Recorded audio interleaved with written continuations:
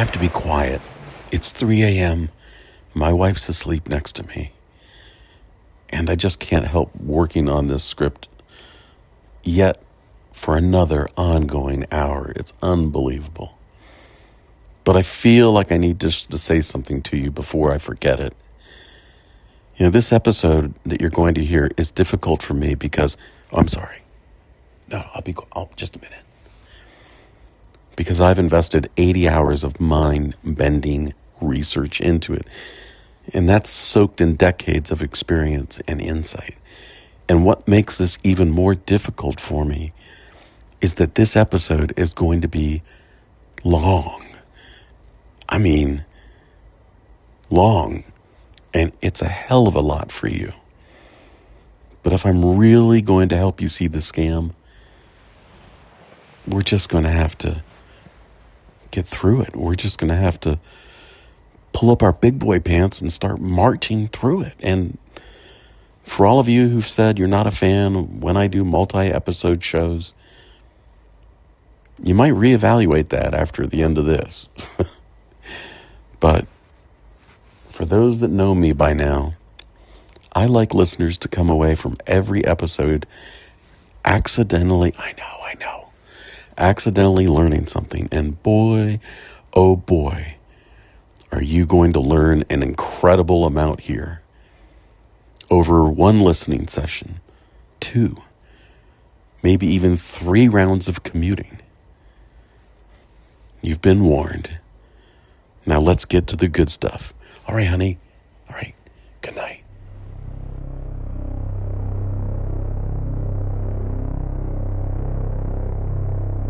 What you're about to hear is not a murder. It's a massacre. A financial massacre. I mean, this episode dives deep into how people like this can kill your finances and mortally wound your life. If you think I'm being over the top, wait till we get to the end. And then, you tell me if I was wrong. Recorded without his knowledge in August 2022. Quote, "For 2.5 years I struggled, I finagled and ponzied and lied to people to cover us. And I was embarrassed." Unquote. That's Eli Weinstein admitting in his own words to running a Ponzi scheme. What makes this confession different from any other? When he recorded it, he'd already been convicted twice. He'd already stolen over $200 million. He'd already served 8 years in federal prison.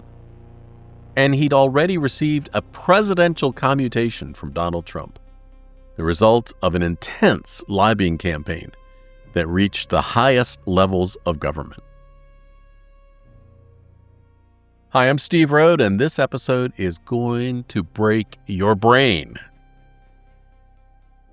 There's a recording made in August 22. Without his knowledge, on that recording, a twice convicted Ponzi schemer, a man who had just received a presidential clemency, admits everything. And you'll hear exactly what he said, and you'll understand why it ended his freedom, probably forever. But first, you need to understand how he got that clemency in the first place. You know, for 30 years, I've watched scammers take advantage of people. In fact, around the start of that time as a business owner, I sued a scammer who went on to rope in his childhood junior high school friends to grow his schemes and his victims. So I have watched how these things start small and grow into giant devastation. By the end of this episode, I'll tell you who that scammer was and what just happened to him. His story and Weinstein's story have more in common than you might expect. And they're not the only ones. Over the years, I've chased and followed many others who repeated similar patterns. At this point, when I see a new scheme surface, quite frankly, it's less shocking than familiar. I recognize it for what it is, As one convicted scammer explained on his way to federal prison,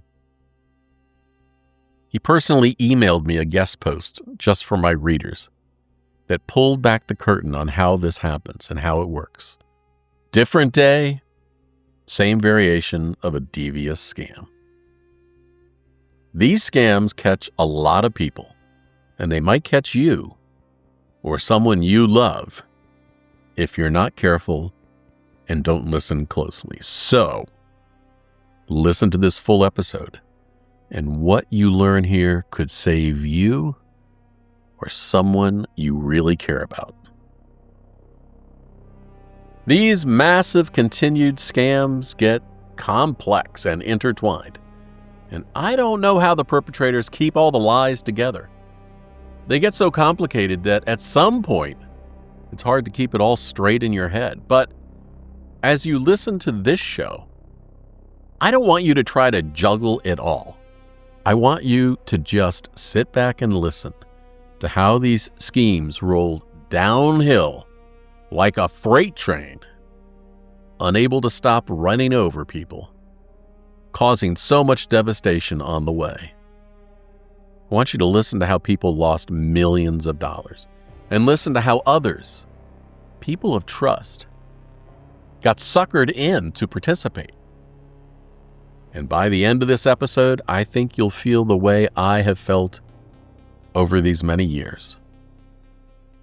Angry, pissed off, sad, and resigned that scams like this and the financial losses of victims will continue to happen, because here's an inconvenient truth you seldom hear. White-collar crime in America pays, and it pays well. This is the story of a man who apparently couldn't stop.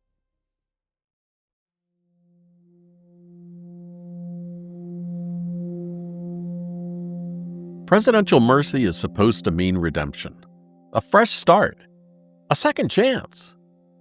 When the President of the United States commutes your sentence, when he personally intervenes to let you out of jail early, what do you do with that gift? What would you do with that gift?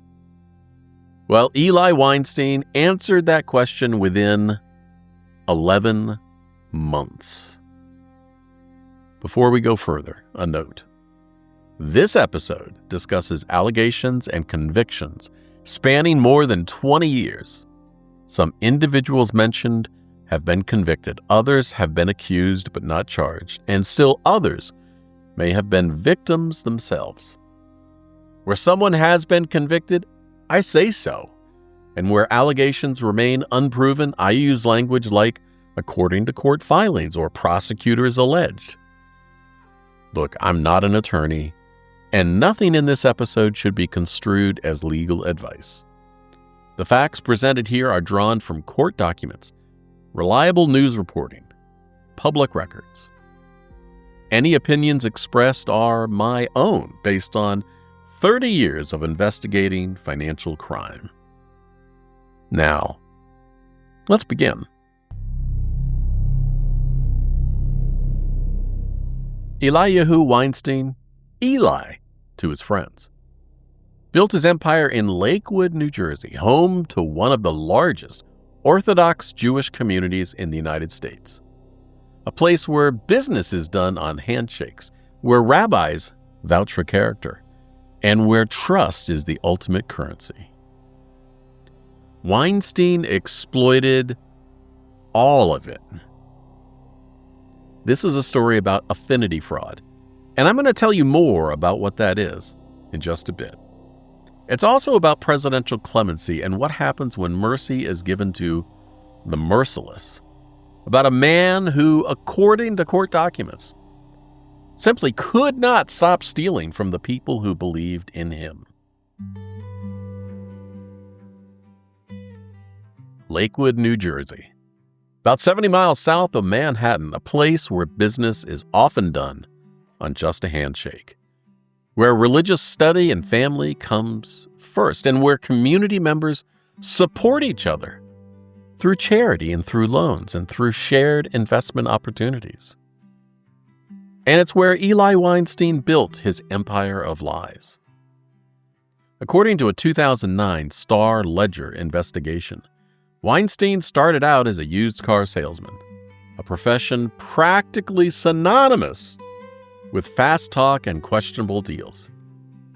But he reinvented himself, and by the mid-2000s, according to court documents, Weinstein presented himself as a successful real estate investor.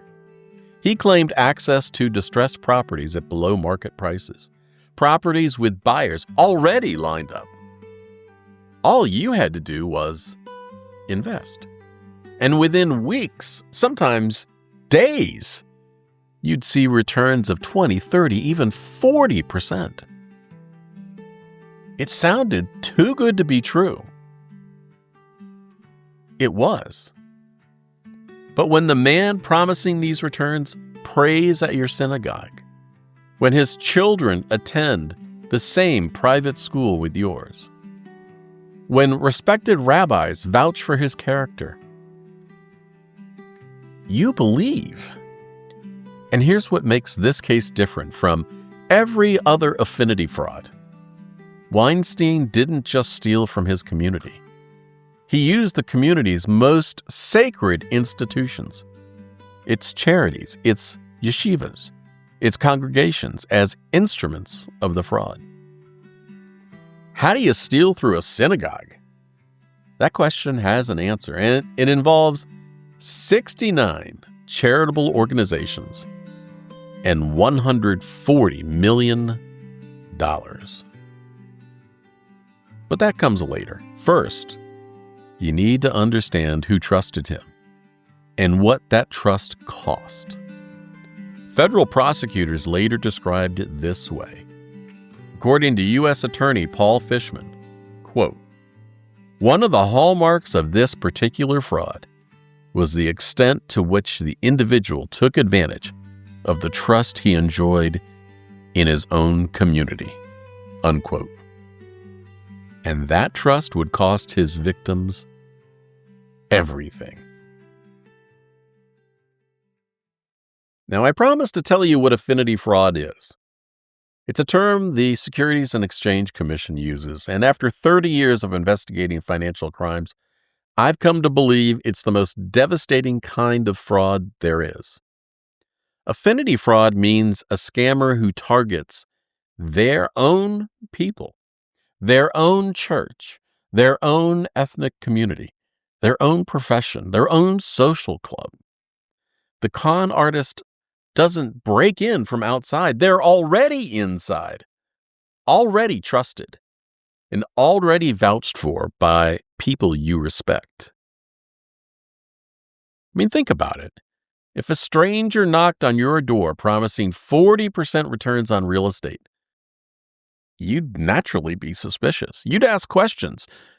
You'd want to check references. But when the guy making those promises sits next to you at services every Saturday, when your rabbi says he's a mensch, when your brother-in-law already invested and says it's legitimate, all those defenses crumble. They come down. That's what makes affinity fraud so insidious. The scammer weaponizes the very thing that makes communities strong: trust, loyalty, shared identity. And he turns them into tools of theft. In case after case, in my years, I have watched victims blame themselves. How could I have been so stupid, they ask. But they weren't stupid. If anything, they were trusting. They were part of a community and someone they had every reason to believe in used it against them. The Lakewood community Weinstein exploited wasn't naive. They were faithful, and that's a difference. And Weinstein knew exactly how to exploit that.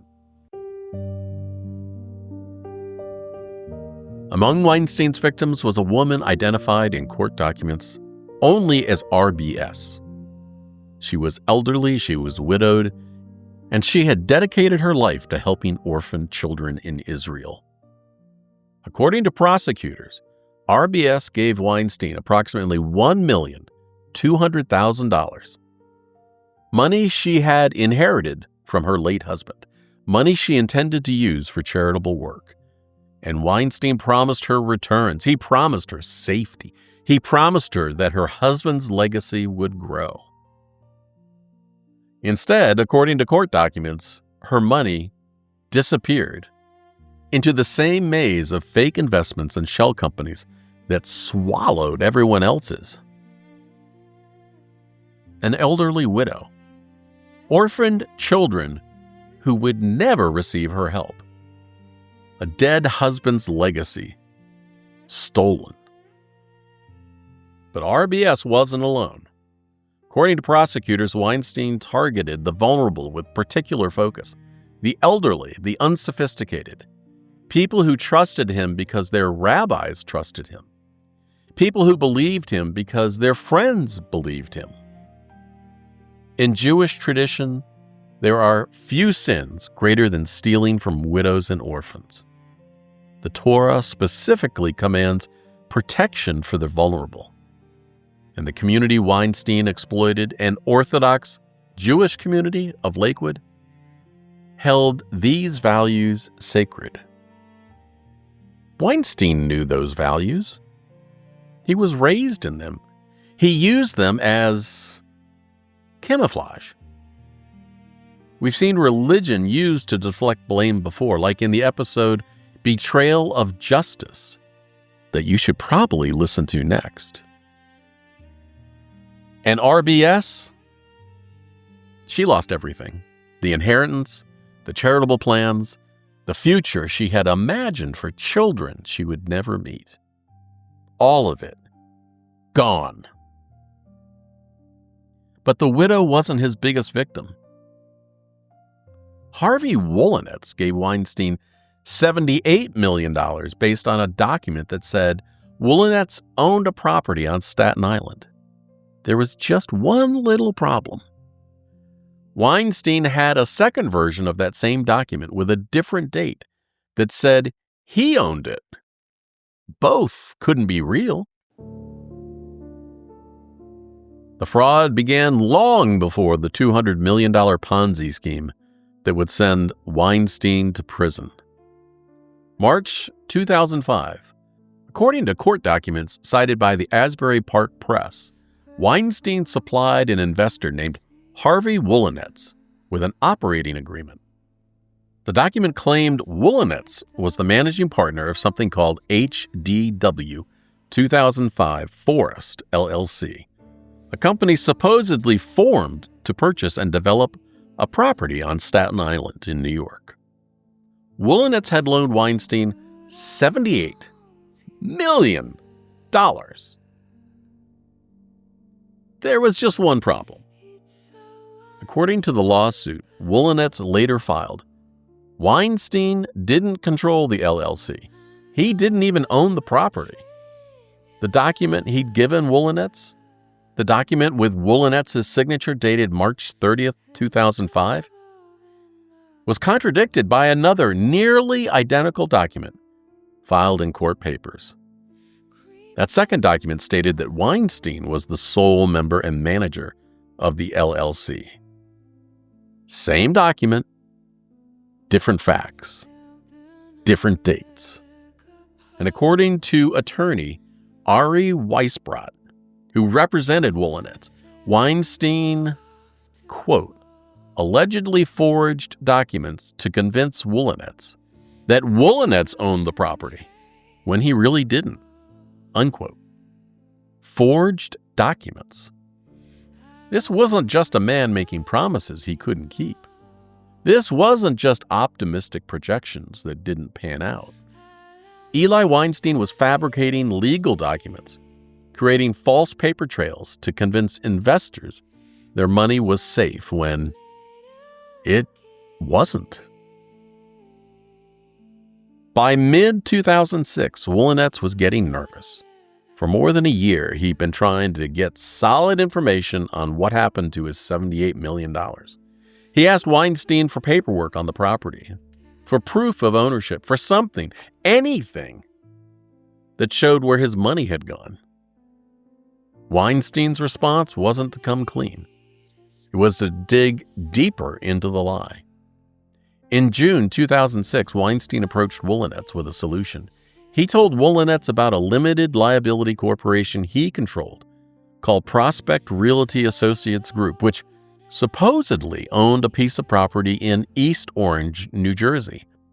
And to show his good faith, Weinstein said he would assign all of his rights in the LLC to Wollenetz. Almost unbelievably, Wollenetz agreed.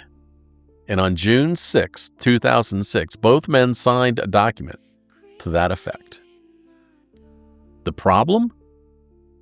Weinstein didn't control that LLC either. He didn't even own that property.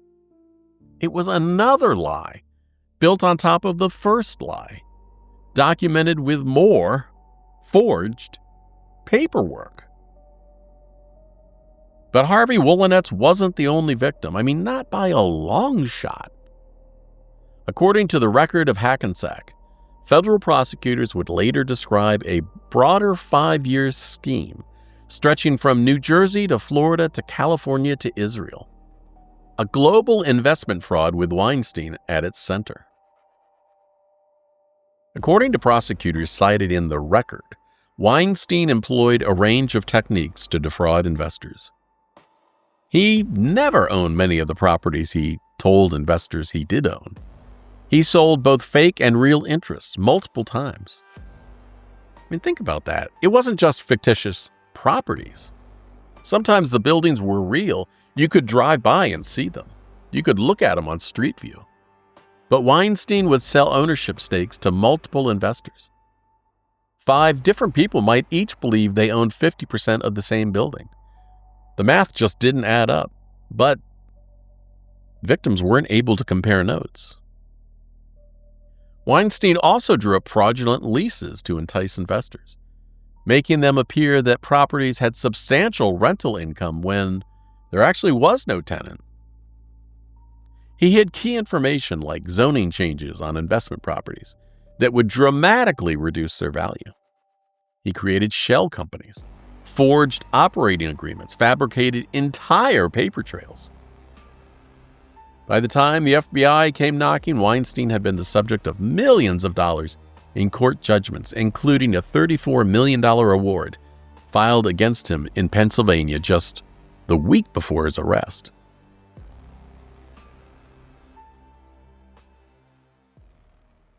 Here's something that's always stuck with me about financial criminals like Eli Weinstein. It's the amount of work they put into their schemes. I mean, think about what I just described. Forged operating agreements with matching signatures, shell companies in multiple states, fraudulent leases for non-existent tenants, fake property records, documents backdated to match investor timelines, a paper trail sophisticated enough to fool people for years. That's not laziness. That's not taking the easy way out. That's an enormous amount of effort. In 30 years of investigating financial criminals, I have seen this pattern over and over and over again. These aren't people who lack the ability to do legitimate work. These schemers and scammers are people who choose to put their intelligence and energy into fraud instead of into building something real. Weinstein started as a used car salesman. He could have built a legitimate business. He could have become an actual real estate developer. He clearly had the sales ability, and he clearly had the organizational skills, and he clearly had the charisma to get people to trust him with millions of dollars. Instead, he used all of that talent to steal. And here's what's particularly disturbing about the level of sophistication we're talking about. Selling fake properties is one kind of fraud. It's brazen, but it's also risky because the property doesn't exist. And eventually, someone's going to check. But selling real properties multiple times, that's a different level. That requires tracking who you've told what. And that requires keeping multiple sets of lies straight. That requires remembering which investor thinks they own what percentage of which building. That's not a crime of desperation. That's not someone who got in over their head and made bad choices. That's a systematic enterprise that required daily effort to maintain. The forged leases, the hidden zoning changes, the shell companies across multiple states. Every single one of those required work, and it required planning, and it required follow-through. Imagine what Eli Weinstein could have built if he put that same energy into legitimate business. Maybe he could have been a titan of industry instead of being a king of destruction. He built a house of cards, and when it collapsed, it buried everyone who trusted him. August 12, 2010, FBI agents arrived at Weinstein's Lakewood home. According to the record, they arrested him in the morning with a raid at his house, a house that he shared with his wife and 6 children. Federal prosecutors at a hearing in Newark called him the mastermind of the scheme. A U.S. magistrate judge ordered him detained without bail. The FBI was still searching for an accused partner. Vladimir Siforov, 43, of Manalapan. Weinstein's defense attorney, Ephraim Sabat of New York, disputed the charges, calling it a civil matter. $200 million, victims across 4 states and multiple countries, forged documents, fake leases, properties sold multiple times. A civil matter? The court would disagree. The court held Weinstein on $10 million bail, one of the largest fraud bonds in New Jersey history. And then he posted it. And within months, while awaiting trial, he launched a scheme to sell Facebook stock he didn't own to investors as far away as New Zealand.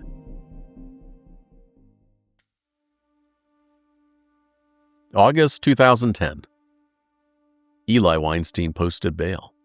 The conditions were clear: no contact with alleged victims or potential witnesses. No new crimes. Report your whereabouts, meet with your attorneys, and prepare for trial. For most defendants facing 2 decades in federal prison, that would be enough to inspire caution, enough to keep your head down, enough to stop stealing. But Eli Weinstein was not most defendants. Weinstein continued to swindle people, even while out on bail. It wasn't just the Facebook IPO scheme. That was coming, but even before that, according to the September 2011 filing, Weinstein was approaching new victims with new deals. One victim, identified in court papers only as MR, was a Staten Island accountant. According to the Asbury Park Press, Weinstein approached MR between February and May of 2011 with, quote, several new deals, unquote. The pitch was audacious. Weinstein told MR that he could help fellow victims recoup their money, that he had connections, that he knew how to make things right. And MR gave Weinstein approximately $101,000 for an insurance deal. Weinstein diverted that money, not to the insurance deal, not to help victims recover losses. He used it to pay his lawyers. He used it to pay off other victims who were asking too many questions. And according to prosecutors, he used it to pay for his children's private school tuition. Let that sink in. While awaiting trial for stealing $200 million from members of his own community, Eli Weinstein was stealing more money and using it to send his kids to private school. MR also provided Weinstein $33,000 for a real estate deal according to the same filing. Weinstein allegedly told MR that he'd have his money back in 48 hours. Guess what? He didn't get it back, not until he threatened to file fraud charges. And then there were the fake attorney meetings. Weinstein's bail conditions required him to account for his whereabouts. You see, when he traveled to New York City, he told court officials that he was meeting with his attorneys. Grewal alleged that Weinstein lied to court officials about these meetings and instead used the trips to meet with potential victims for new financial deals. He was using his own legal defense as cover for committing more crimes. And by the way, Grewal is with the U.S. Attorney's Office, and they asked the court to revoke Weinstein's bail.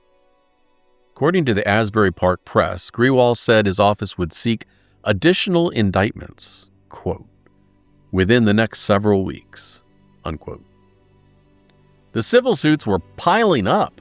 Weinstein had been charged in numerous civil suits on 2 continents, with investors claiming he'd bilked them out of more than $300 million. $300 million! And the number kept growing. And what happened next would add years to Weinstein's sentence and prove, beyond any doubt, that Eli Weinstein could not stop himself from stealing, whether he wanted to or not, even when his freedom depended on it.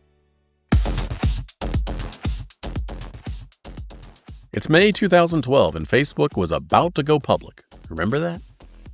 The most anticipated IPO in years. Everyone wanted in. This was going to be a sure thing, a gold mine, including Eli Weinstein's victims. His bail conditions prohibited any monetary transactions over $1,000. He was supposed to be on lockdown financially. They ignored all of it. Weinstein, quote, hatched the Facebook ploy, unquote, to capitalize on the frenzy sweeping financial markets. He and 2 co-conspirators, Aaron Muschel of Brooklyn and Alex Schleider, offered investors the chance to buy large blocks of hard-to-get Facebook shares before the company went public.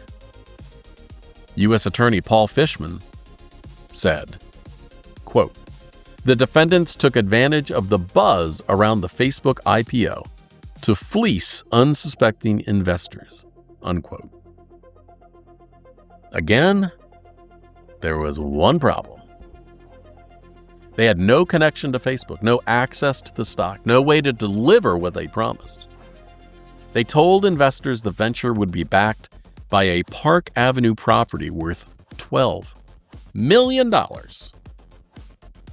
And you guessed it, that property did not exist. The scheme stretched across continents. One victim was an investor in New Zealand, and Weinstein reached out, said he had, quote, an interesting deal involving Facebook's IPO, unquote, and asked if the investor had an appetite. The victim transferred millions of dollars, routing funds through offshore accounts in the Channel Islands. The shares never materialized. The money vanished. What did Weinstein do with the stolen funds?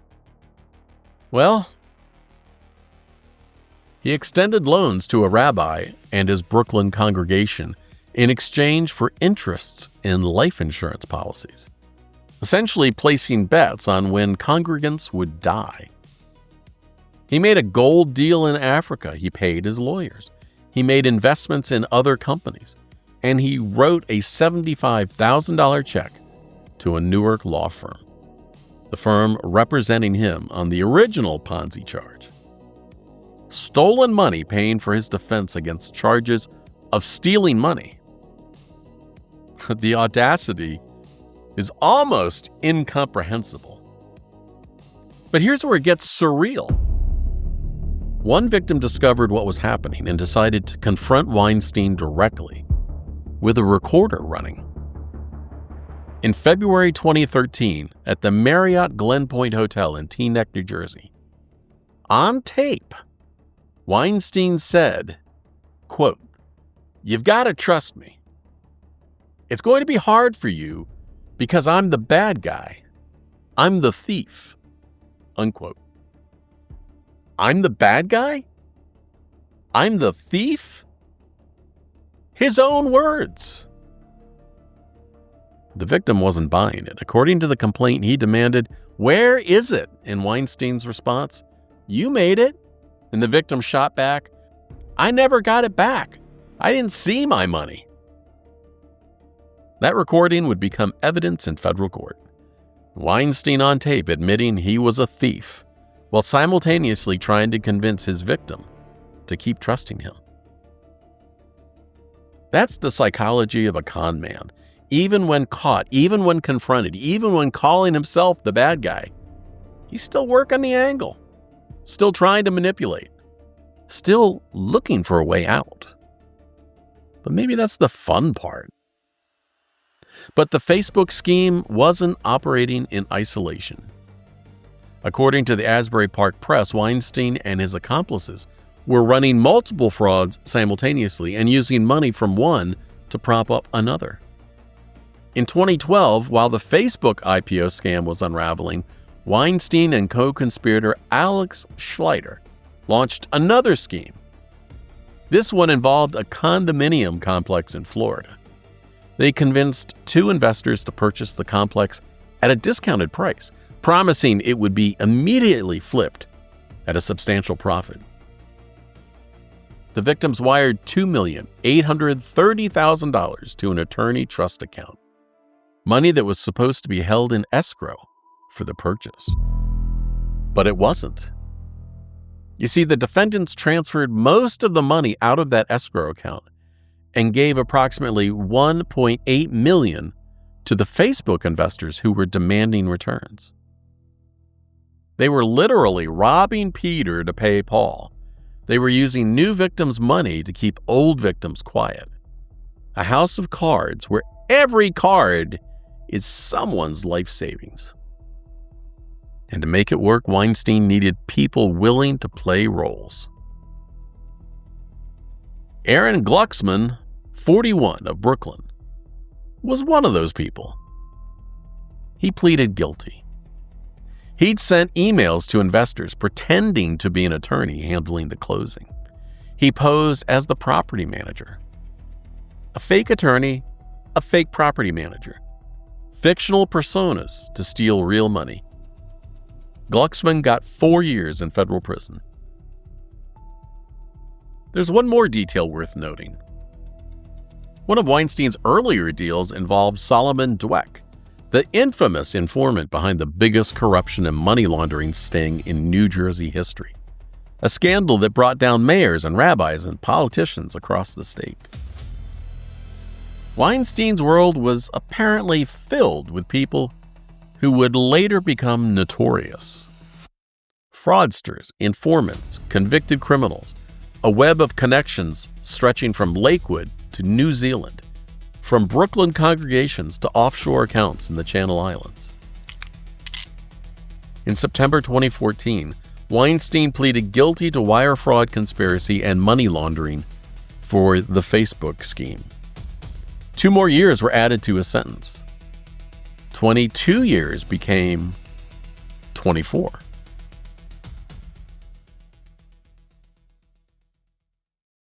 In 30 years of investigating financial criminals, I've noticed something that rarely makes the headlines. The professionals who get pulled under. Ponzi schemers don't operate alone. They need accountants to make the books look legitimate. They need attorneys to draft the contracts. They need bankers to move the money. And sometimes they need religious leaders to provide that seal of trust. But here's what I've also learned. Sometimes the professionals aren't professionals at all. They're people pretending to be professionals, playing roles in an elaborate theater of fraud. In case after case, I've watched people get sucked into these schemes. Sometimes they're real professionals who should absolutely know better. people with licenses, with reputations, with careers built over decades, and people that have a lot to lose. And sometimes they participate out of greed, sometimes out of willful blindness, and sometimes I think just because they simply couldn't believe that the charming man sitting across from them was a predator. And sometimes they're just actors in a con man's play. Fred Todd was a 61-year-old attorney. Real offices in Seaside Heights and Los Angeles. A real law license he spent years earning. And according to the Asbury Park Press in September 2014, Todd pleaded guilty in federal court to conspiracy to commit wire fraud and transacting in criminal proceeds. And his crime? Helping Weinstein sell Facebook shares that didn't exist to investors who trusted him. Trusted him because he was a lawyer. Todd faced up to 20 years in prison, and his law license gone. His reputation destroyed. His future defined by his association with Eli Weinstein.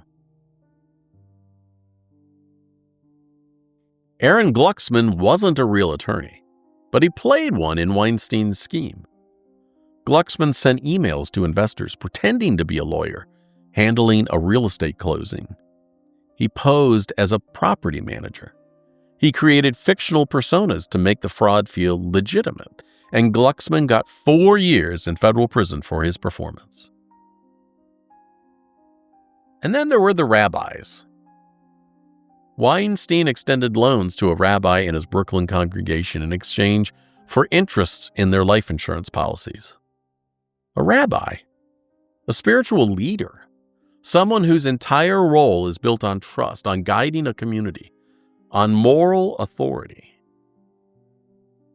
Whether the rabbi was a victim, a willing participant, or something in between, I don't know. But the court documents don't say exactly what his intentions were. But his congregation's life insurance policies ended up as collateral in a scheme run by a man who had already stolen $200 million. That's what these predators do. They don't just take money. They corrupt institutions. They twist the things we trust. The law, the synagogue, even the simple act of receiving an email from a professional, and turn them into tools of fraud. Real attorneys, fake attorneys, rabbis, accountants, property managers who don't exist. The fraud doesn't just destroy the investors who hand over their savings. It destroys the professionals who enable it, whether they understood what they were doing or not.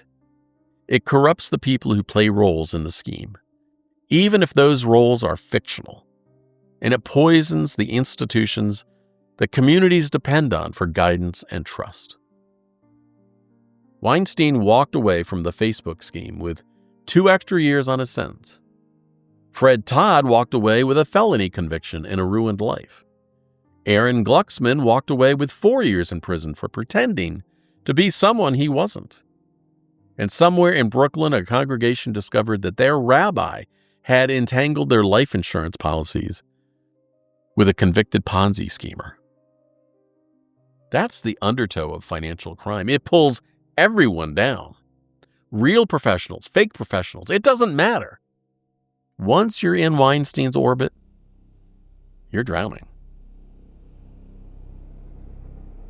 February 25, 2014, U.S. District Court, Newark, New Jersey. Eli Weinstein stood before the judge to receive his sentence for the original Ponzi scheme, the $200 million fraud that had devastated his community. 22 years in federal prison. And then in December 2014, he was back in court for the Facebook scheme, the fraud he'd committed while out on bail. 2 more years. 24 years total. And the judge ordered restitution, $230 million. For 8 years, that's where the story paused. During that time, his children grew up. A 7th child was born. While he was incarcerated, his community tried to move on. His victims waited for restitution payments that never came because there was no money to pay them. $230 million was gone.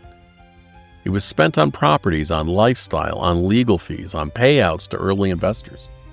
The way every Ponzi scheme works until it collapses. But where did the money actually go? And how did Weinstein hide it? Remember that question from the beginning? How do you steal through a synagogue? Well, here's the answer. Attorney Ari Weisbrod, representing Harvey Wolowitz, claimed Weinstein had filtered approximately $140 million through charitable organizations.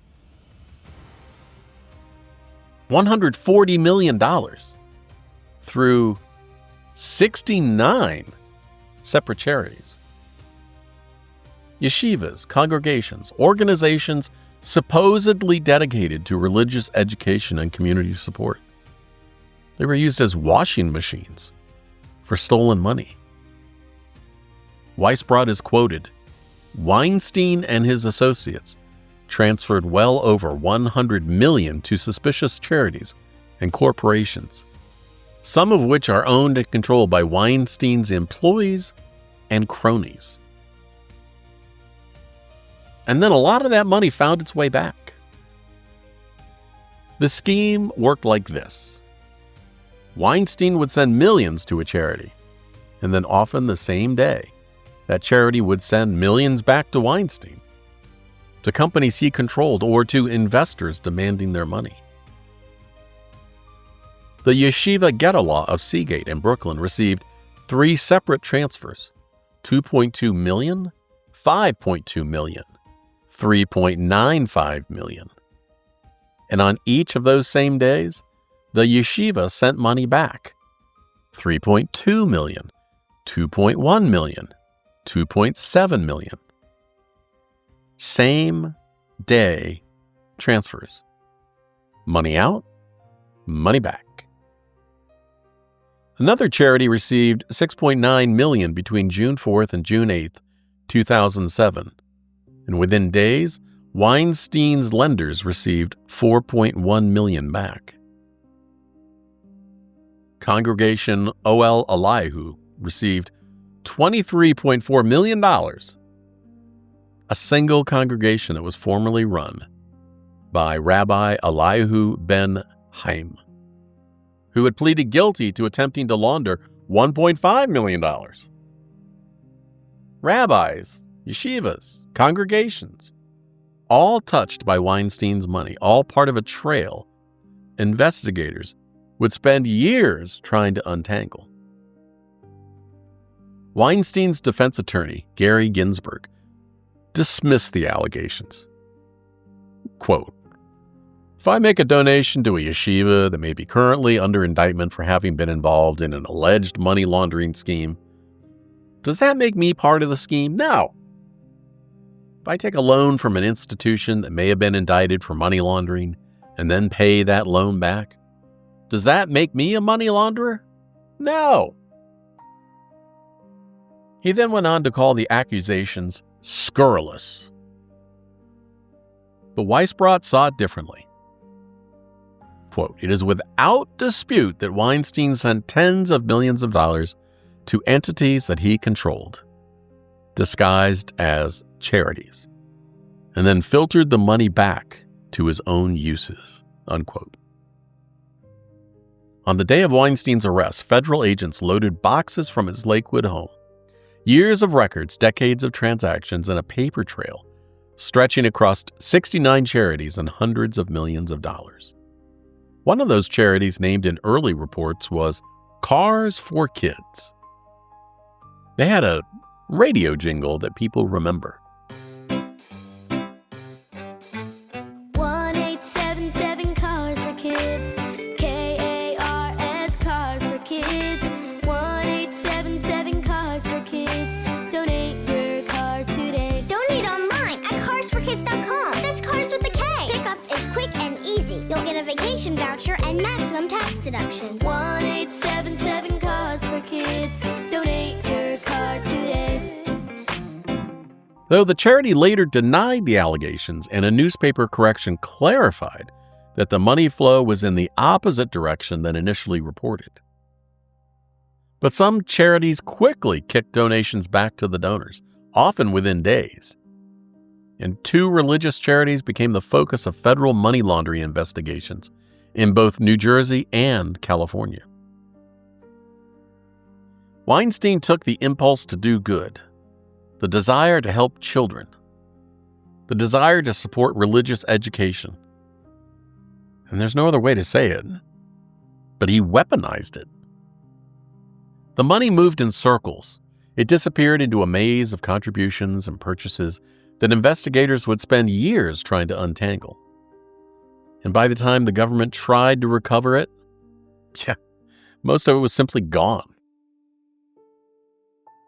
In Jewish tradition, there's a concept called teshuvah, repentance. True repentance, according to religious scholars, requires acknowledgement of wrongdoing, genuine remorse, and a commitment to change. During his years in prison, rabbis from Weinstein's community wrote letters on his behalf. According to one letter quoted in news reports from Rabbi Nachum Dov Breyer, Weinstein has displayed deep remorse and broken-heartedly vows never to repeat his past mistakes. Other prominent leaders joined the effort, and then there were political connections. Lobbyist Nick Muzzin reached out to Mark Meadows, the White House chief of staff. Multiple members of Congress wrote letters, including Representative Jeff Van Drew, former Representative Bob Barr, former U.S. Attorney Brett Tolman, and Alan Dershowitz. You know that famous Harvard law professor with direct access to the president? Well, in December 2020, the New York Times reported Dershowitz was, quote, exploring applying for a pardon on Weinstein's behalf. Journalist Charles Stile reached out to Dershowitz directly. Dershowitz's response was careful. Quote, I have not spoken to the president about a pardon or commutation, unquote. Notice what he said and what he didn't. He didn't say he wasn't working on the case.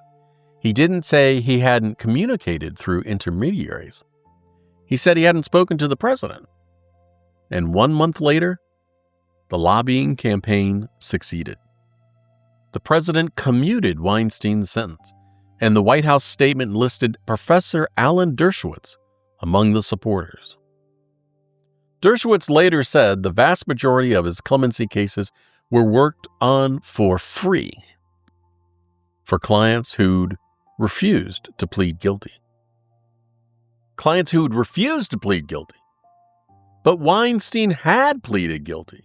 In 2013, he pleaded guilty to 2 counts of fraud and money laundering. And in 2015, while already serving his sentence, he pleaded guilty again to that Facebook IPO scheme that he conducted while out on bail for the first one. He pleaded guilty twice. Twice! So was Weinstein an exception, or was Dershowitz compensated? The public record doesn't say. I don't know. But the questions linger. All of these letters, all of the phone calls, all of these connections, you can imagine what happened. On January 19, 2021, the administration's last full day, the president commuted Eli Weinstein's sentence. After serving 8 years of 24, he was set free. By November, according to court documents, he was running his third Ponzi scheme under a fake name. It's January 19th, 2021, the last full day of the presidential administration. In the final hours, 143 acts of clemency were issued, 73 pardons, and 70 commutations. Steve Bannon, charged with fraud related to a border wall fundraising scheme, pardoned. Elliot Brody, who pleaded guilty to acting as an unregistered foreign agent, pardoned. Kwame Kilpatrick, the former Detroit mayor, convicted of racketeering and bribery, commuted. And Eli Weinstein, serving 24 years for a $200 million Ponzi scheme, commuted. The official White House statement explained why. According to the statement from the press secretary, quote, Mr. Weinstein is the father of 7 children and a loving husband. He is currently serving his 8th year of a 24-year sentence for a real estate investment fraud, and he has maintained an exemplary prison history. Upon his release, he will have strong support from his community and members of his faith, unquote. A real estate investment fraud? Singular? The White House didn't mention the $200 million in losses, didn't mention the dozens of victims from 2 continents, didn't mention that Weinstein had pleaded guilty to 2 counts of fraud and money laundering. And they certainly didn't mention that while awaiting trial for that fraud, Weinstein had committed another one, the Facebook IPO scheme, and had 2 more years added to his sentence as a result. And that exemplary prison history? Well, according to court documents from his 3rd case that we haven't talked about yet, Weinstein later told his co-conspirators what he was actually doing during those years behind bars. He bragged that he had conducted millions of dollars of business while in prison, and he ended up with substantial cash and assets in other people's names. Millions of dollars of business while incarcerated, while supposedly reformed, while the White House was preparing to call his prison record exemplary, and assets hidden in other people's names, while his victims were still waiting for $230 million in restitution that would never come. The statement also claimed the commutation was supported by, and I'm quoting directly, numerous victims who have written in support. Seriously? I mean, think about that. Victims of a $200 million Ponzi scheme writing letters asking for the man who stole their money to be released early? Were those letters genuine? I mean, were they coerced? Were they from community members who felt social pressure to forgive? The White House didn't say, and the letters have never been made public, as far as I'm aware. And here's something that raises even more questions. According to federal court records, there was another group of victims, a group that apparently no one had considered when evaluating this clemency request. You see, in February 2009, more than a year before Weinstein was even arrested on federal charges, a group of plaintiffs led by a man named Aaron Abacassis was already winning a judgment against him. $44,109,731.12. A judgment entered in the District of Delaware. That's a separate $44 million judgment from an earlier group of victims, people who had already proven their case in court before the criminal prosecution even began.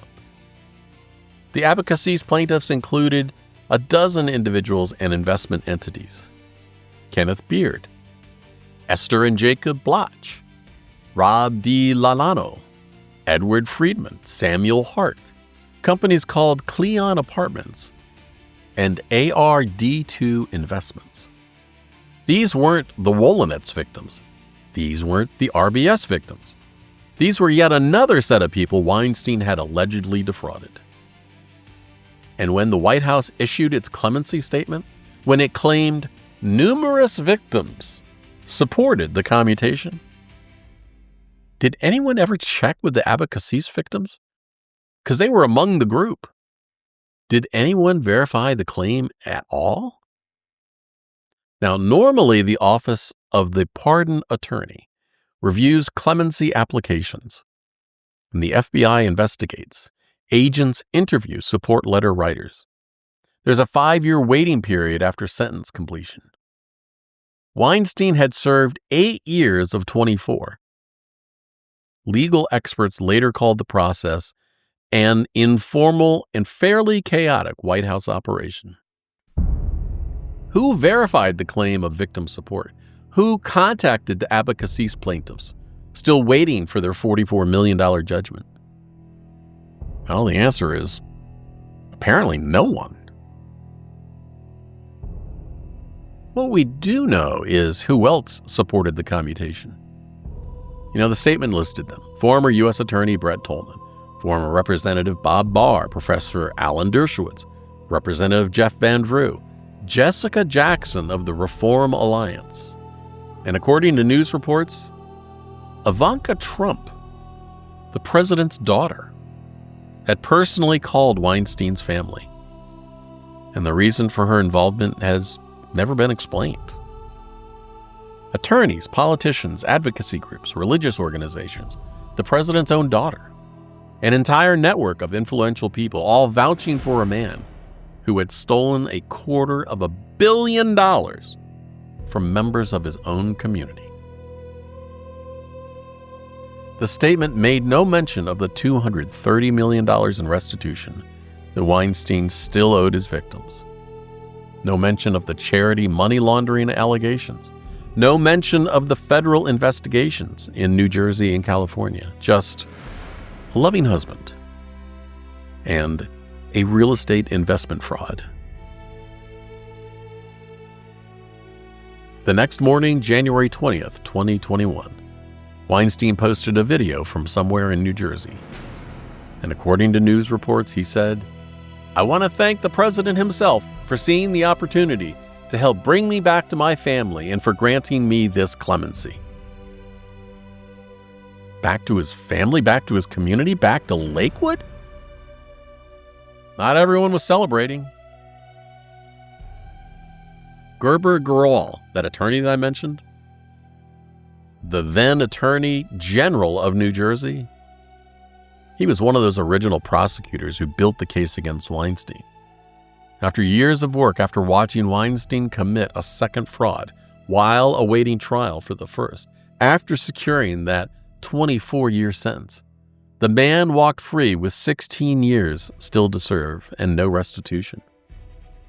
Grewal's frustration boiled over. That same day he blurted out, "I'm disgusted. It's one huckster commuting the sentence of another." He was criticized for those words. He was called partisan. He was accused of sour grapes. But within 30 months, he would be proven right. And Weinstein wasn't alone. In a case I covered in a previous episode, Badges for Sale, a Virginia sheriff named Scott Howard Jenkins was caught on FBI video selling law enforcement badges for cash. $5,000 for a basic badge, $25,000 for the premium package. Undercover agents recorded everything. A jury needed just over 2 hours to convict him on all counts. He was sentenced to 10 years in federal prison.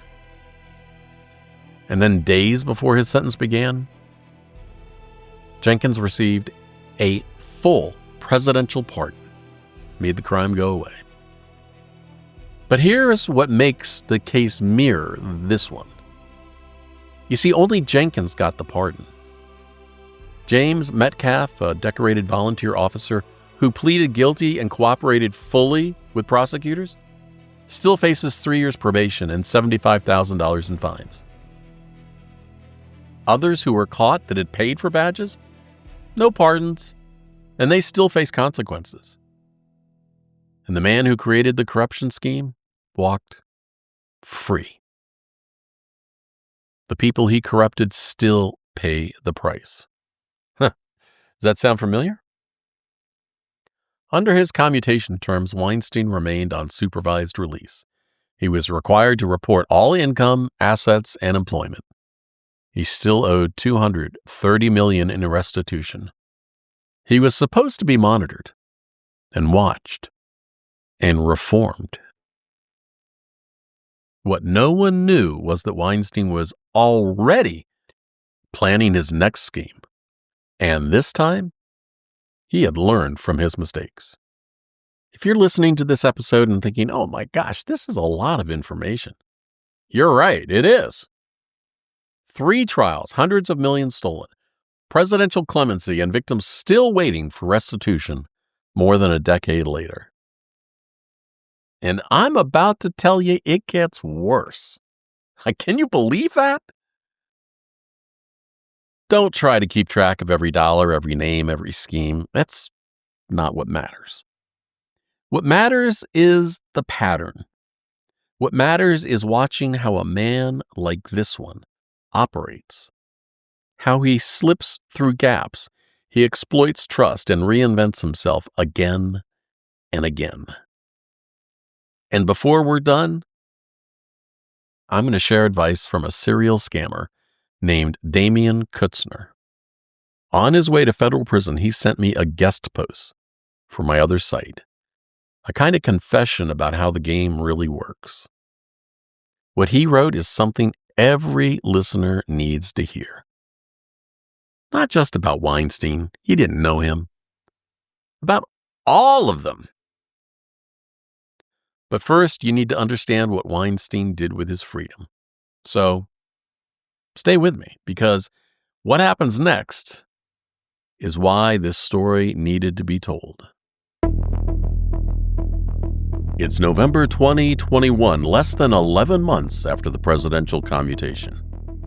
A man named Mike Koenig approached Christopher Anderson and Richard Curry, owners of Tryon Management Group, a company that connected investors with opportunities. Koenig had a pitch. He represented a company called Optimus Investments, Inc., and he promised access to scarce goods during times of crisis. I mean, think about it at that time in 2020, 2021. COVID-19 test kits and N95 masks desperately needed during the pandemic. Baby formula in critically short supply during the 2022 shortage. First aid kits supposedly bound for wartime Ukraine. And products that people needed. Products that were hard to get. Products that tugged at investors' desire to do good while making money. Anderson and Curry brought in investors. According to prosecutors, money flowed into Optimus Investments, over $35 million from more than 150 people. The returns Koenig promised? Well, they never materialized. And when investors asked questions, Koenig had answers, though. He produced purchase orders and invoices and shipping records, and they all looked legit. All of it was fake. And according to federal prosecutors, Weinstein knew it. Thousands of text messages recovered from a co-conspirator's phone show exactly how deliberate the deception was. Because Weinstein was Koenig. And in one voice note captured in government filings, Weinstein discussed how to tell investors about the first aid kit deal. Alla and I have a side agreement. Alla and I made up to say something. Made up. Those were his words. In another message, I have never, ever said anything to the contrary of what he and I made up. This wasn't confusion. This wasn't miscommunication. This was two men coordinating their lies and documenting it all. Anderson and Curry started getting nervous. I mean, something didn't add up. So they did what any business partner would do. They Googled him. And then they found out Mike Koenig didn't exist. But the man behind Optimus Investments did. Eli Weinstein, twice convicted Ponzi schemer, recently released on presidential commutation. The man who had stolen $200 million from his own community. Anderson and Curry now faced a choice. They had unknowingly helped a convicted fraudster steal from over 150 investors. They could come clean, or they could keep going. They kept going. They helped conceal Weinstein's identity. They continued raising money from investors who had no idea who was really behind the scheme. But something had changed. You see, Anderson and Curry now knew exactly who they were dealing with. And eventually, they would make a different choice. They would start recording. It's August 2022. Anderson and Curry made their choice. They began secretly recording their conversations with Weinstein, or Koenig. What those recordings captured would become the centerpiece of the federal prosecution. This is what I told you about at the beginning of our journey here together. The recording that ended everything. I mean, listen to what the microphone captured. For 2.5 years, I struggled. I finagled and Ponzi'd and lied to people to cover us. And I was embarrassed. Embarrassed? Not ashamed? Not remorseful? Embarrassed? Like Weinstein had been caught doing something awkward at a dinner party. His own words, captured in a recording. No ambiguity about what he was admitting. In another recording, according to court documents, Weinstein explained why he used the fake name. There's another problem. We collectively did not tell everyone who I was. No one would ever give you a penny if they knew who I was. Because I have a bad reputation. Seriously, bad reputation? That's how he described 2 federal fraud convictions and $200 million in stolen money? A bad reputation? And he wasn't just passively hiding. Thousands of text messages show Weinstein actively coaching others on how to maintain the deception. When a co-conspirator was about to speak with a potential victim's attorney, Weinstein sent urgent messages. Don't have any conversation with Richard before you talk to me. No conversation. Then a reminder, Mike Koenig. In another message captured in court filings, my name is Mike, don't forget. And when the co-conspirator reported back about the call, he began his voice note the way Weinstein had instructed. Hi, Mike. This wasn't a slip. This wasn't a single lie that got out of control. This was systemic. It was coordinated, and it was an effort to deceive. One text message at a time. But the most damning recording came when Weinstein discussed his hidden assets. According to the Courier News, Weinstein explained that he could not touch certain assets while on supervised release because he'd go to jail. And then the recording captured, I just told you something that no one in the world knows. Because I hid money. Get it? I hid money. Get it? While his victims from the first scheme were still waiting for restitution, while $230 million remained unpaid, while people who had trusted him with their life savings had received nothing. He was bragging about hidden assets. And where did that hidden money actually go? Well, according to a sworn federal complaint, Weinstein used a co-conspirator named Shlomo Erez, an attorney, to divert at least $12 million of investor money from the Optimus bank accounts. Not for COVID test kits. No. Not the test kits investors were promised. No. Not for the baby formula. No. And not for Ukraine aid. Millions went towards a luxury penthouse apartment in Miami. Millions more went towards a purported land deal in Morocco. A penthouse in Miami, a land deal in Morocco. While investors in New Jersey and beyond waited for returns on products that would never arrive. And there was more. According to the federal indictment, Weinstein was also a silent partner in a company called Sanaton Plastic. The government alleged he used it, with his co-conspirators, to divert investor money and hide his business activities from the government and from his past victims.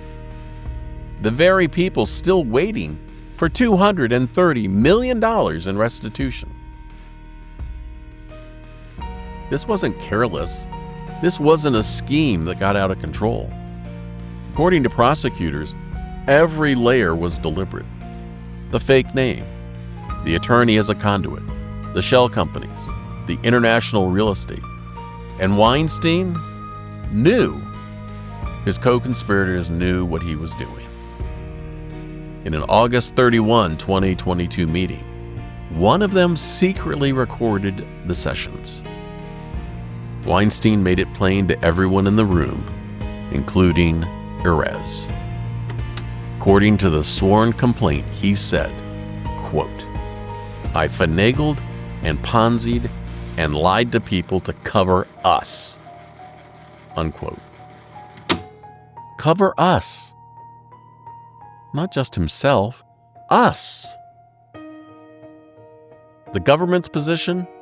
Any communications between Erez and Weinstein about these transactions were not attorney-client privilege. They were evidence of ongoing fraud, because Weinstein's entire involvement in these business transactions, according to prosecutors, was in furtherance of crime. And what did he do with the money from the third scheme? The one he ran after the presidential commutation? Well, according to court documents admitted at trial, Weinstein gave millions of dollars of investor money to others to gamble for him at casinos. He walked away with hundreds of thousands of dollars in cash he never reported to his probation officer. The court noted this gambling evidence. It may be shocking to the jury, but ruled it admissible anyway because, as the judge wrote, quote, "Rule 403 does not provide a shield for defendants who engage in outrageous acts." Unquote. But gambling wasn't the only thing that he did with investor money. According to evidence presented at trial, Weinstein also invested in a stock market manipulation scheme in Turkey, a foreign stock scam, with money that investors thought was going to buy baby formula and medical supplies. One of his co-conspirators confronted him in a voice message. According to court documents, the message said, quote, "You gamble on things, which is good, but you're gambling on a blank scam in Turkey. This stock market thing, you know what it is.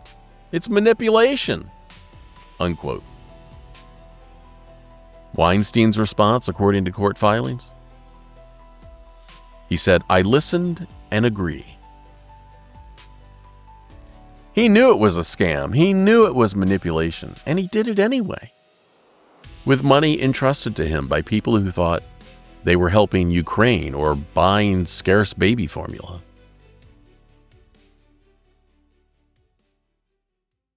There's a moment in the secret recordings that tells you everything you need to know about how Eli Weinstein viewed his victims.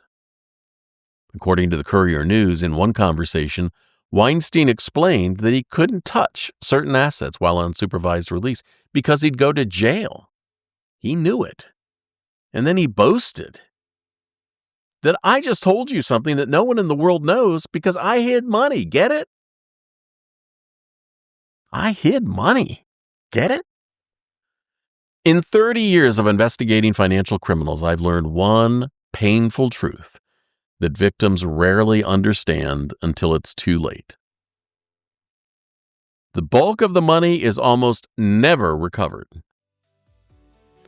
When a Ponzi scheme collapses, when the FBI makes arrests, when the headlines announce $200 million fraud, people assume that somewhere, somehow, that money still exists, that the courts will find it, that restitution will be ordered, and that justice means getting your life savings back. It almost never works that way. Listening to Weinstein brag about hidden money reminds me of all the families and individuals who lost everything in the infamous Bernie Madoff Ponzi scheme. $65 billion with a B. $65 billion. Thousands of victims, entire foundations wiped out, retirement accounts evaporated overnight.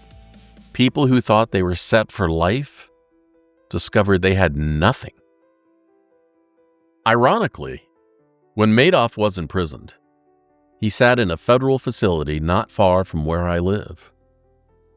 As a search and rescue pilot, I often flew over that facility. It's the Butner Federal Correctional Complex in North Carolina. And every time I passed overhead, I'd look down and I'd think, he's right there. The man who destroyed more lives than almost any financial criminal in history. He's right there, right below my wings. And his victims? Most of them never recovered a fraction of what they lost. The money was gone. It was hidden, spent, and scattered across decades of fake returns that never existed in the first place. Financial criminals hide money the way a squirrel hides nuts. They bury it in places they think no one will ever look. Offshore accounts, shell companies, cryptocurrency wallets, real estate in relatives' names, jewelry, collectibles. They scatter it across dozens of hiding spots, knowing that even if investigators find some of it, they won't find all of it. And they do this from the very beginning, not as an afterthought, not when they see the walls closing in. From day one, they're planning. They're planning for the day when the scheme collapses and they need something to come back to. Weinstein owed his victims $200 million in restitution from his first conviction. By the time he was arrested for the third scheme, according to prosecutors, he still owed that money. Not a dime had been recovered. And here he was on tape, bragging about hidden assets. I've seen this pattern in case after case after case. The courts order millions in restitution. The victims wait years for checks that just never come. And somewhere the fraudster has a nest egg buried, waiting for the day he will get out of prison, waiting for the statute of limitations to run, and waiting for everyone to forget. The victims of Eli Weinstein's first scheme lost everything. Their retirement savings, the college fund for the children, money they'd worked decades to accumulate, or money that they had inherited to do good. The court ordered $230 million in restitution, and the honest truth is they'll probably never see it. Because the truth is, Eli Weinstein, like many others like him, probably hid his nuts. And even from prison, even facing decades behind bars, he was still planning for the day he'd dig them up. Remember what he told his co-conspirators about the time in federal prison before he got a presidential commutation? According to court documents, he bragged about doing, quote, millions of dollars of business while in prison, unquote. The same prison where the White House said he had an exemplary record. And he ended up with, quote, substantial cash and assets in other people's names, unquote. He wasn't serving time. He was biding time. He was building his nest egg while his victims waited for restitution that would never come. That's the cruelest part of financial crime. The sentence ends, the restitution order stays on the books, and the victims spend the rest of their lives knowing that somewhere, the man who stole from them has money he'll probably never give back. Madoff died in prison in 2021. His victims are still waiting. Weinstein will likely die in prison too. And his victims will still be waiting.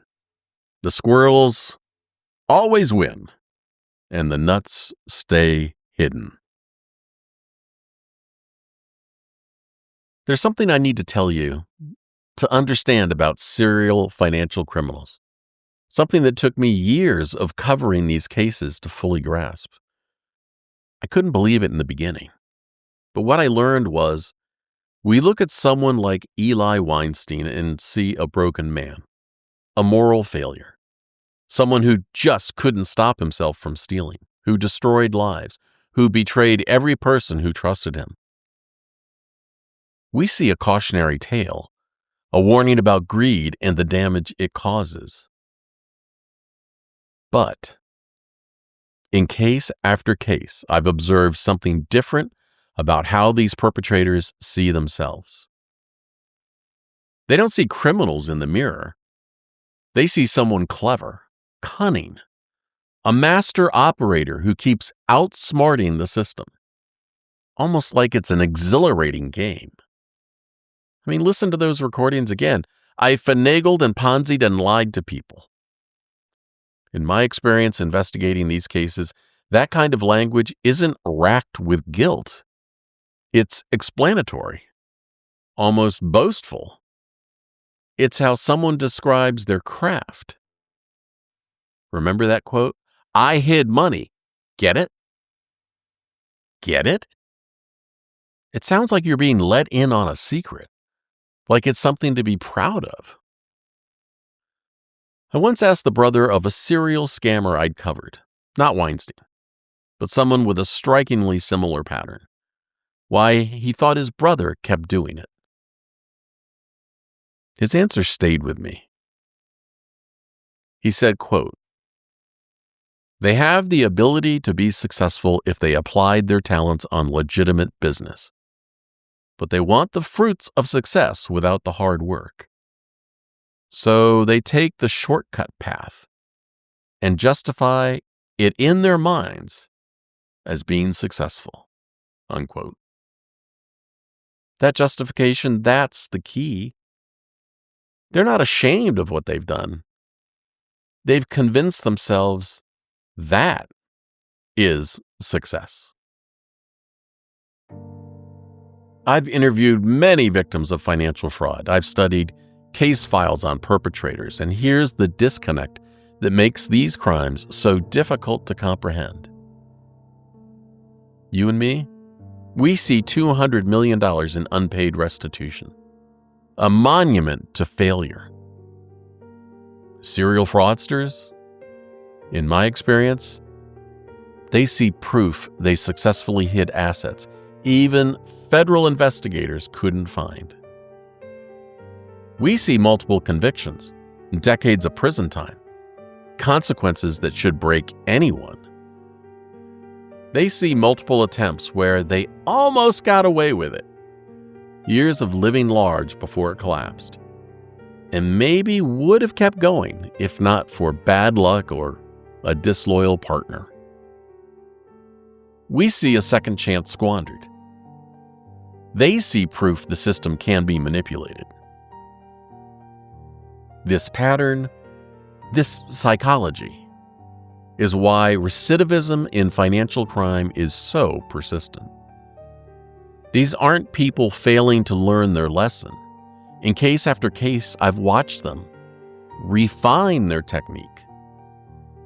Look at the progression in this case. The first scheme was classic affinity fraud, exploiting a tight-knit religious community, using shared faith as a weapon of trust. And that worked for years. The second scheme, run while awaiting trial for the first, added more layers, more distance between the perpetrator and the money. The third scheme, a fake identity, international co-conspirators, an attorney as a frontman, a shell company, crisis commodities, COVID supplies, baby formula, Ukraine aid. That made the fraud feel almost patriotic. Each iteration more sophisticated than the last. That's not the pattern of someone who's broken. That's the pattern of someone who's learning. And for me, that's what makes these cases so chilling. We want to believe that consequences change people, that prison reforms, that someone who's lost everything, freedom, reputation, standing in their community, would emerge humbled. But in my experience, especially with financial crime, some people don't experience consequences as punishment. They experience them as feedback, data points for the next attempt. What does a serial fraudster learn from their first conviction? Maybe, don't steal from people you know using your real name. And what do they learn from their second? Maybe don't run a scheme while you're already under investigation. And what are they learning right now sitting in federal custody? I don't know, but I'm certain they're learning something or sharing something. But they've got roommates that can maybe teach them a new trick, or they can teach them a new trick. Because in their mind, based on every case I've investigated, they're not failures. They're works in progress.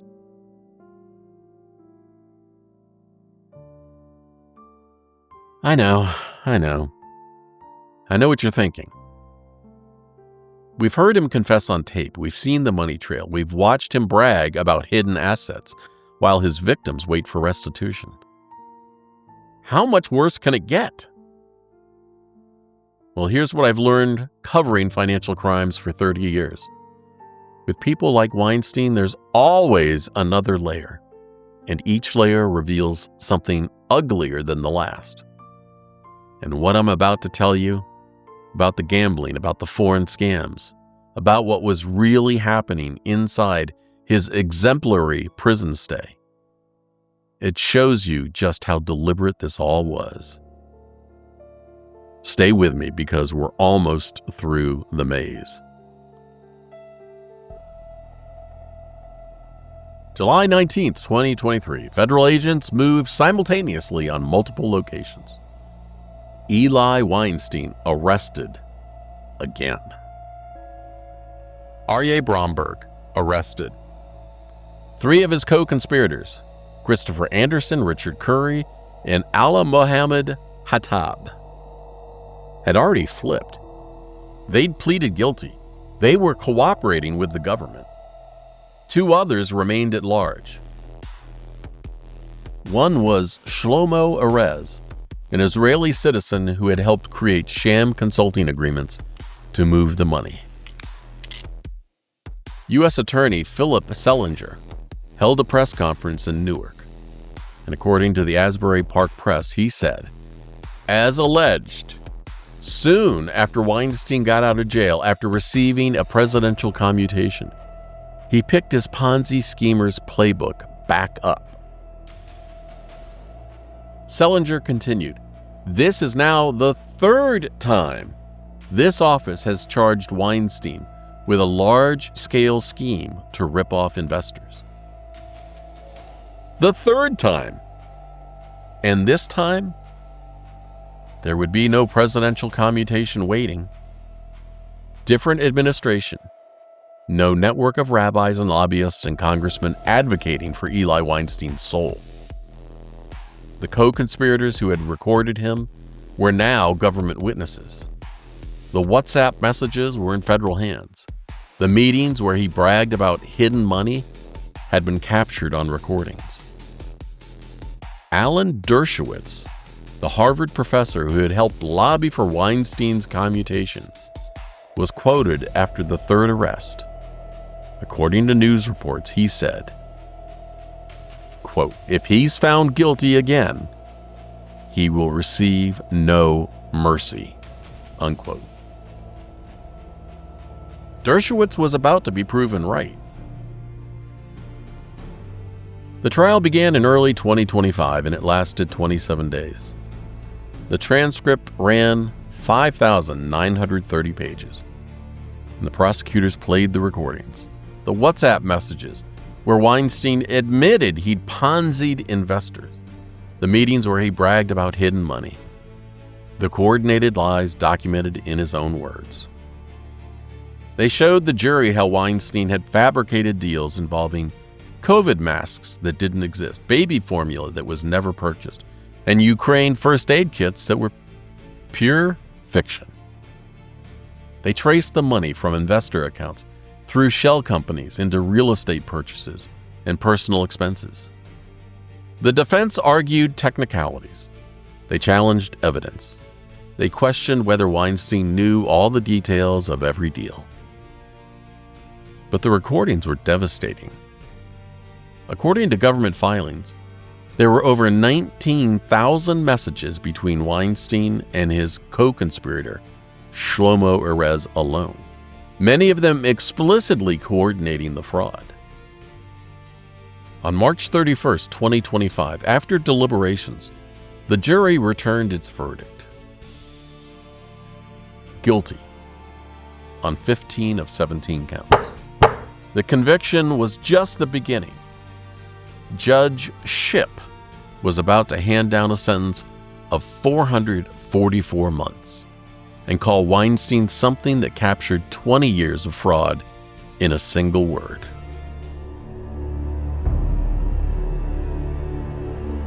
November 14th, 2025, U.S. District Court, Trenton, New Jersey. Judge Michael Shipp presiding. Eli Weinstein stood for sentencing for the third time in his life. And according to news reports, Judge Shipp addressed Weinstein directly. He called him, quote, "a predator that has stolen investors' life savings," unquote. A predator. The judge noted that Weinstein had been given an extraordinary opportunity, a presidential commutation that most federal inmates never receive, a second chance that he had squandered within months, or even before the ink was dry on his presidential commutation. According to news reports, Judge Shipp said, "Weinstein was given an opportunity that not many people get, but he wasted it." The sentence, 444 months, 37 years in federal prison.